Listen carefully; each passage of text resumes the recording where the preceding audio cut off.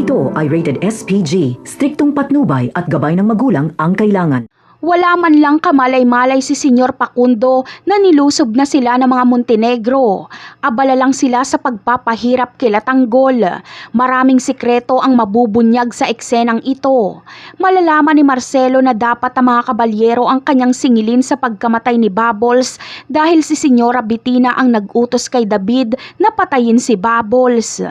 Dito na rin muling magkikita si Ramon at Tanggol. Sa pagpunta nila Ramon sa bodega ay mabubulaga si Senyor Pacundo. Hindi sila nakaporma.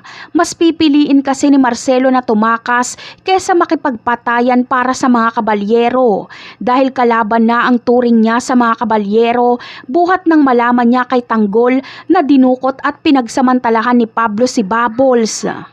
Habang si Ramon naman ay ikakagulat din ang kanyang dadatnan dahil makikita niya sila Tanggol na nakalambitin at nakagapos.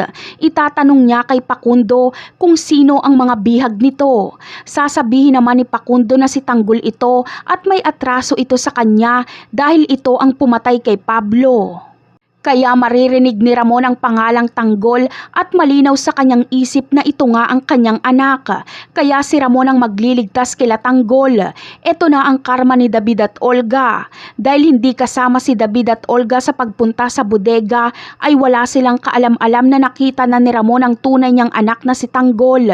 Ipapatakas ni Ramon sila Tanggol sa kanyang mga tauhan. Ipapagamot niya ito ng pasikreto. At kapag magaling na si Tanggol ay bubulagain nila si Olga at David. Kaya abangan na lang natin yan. Bye!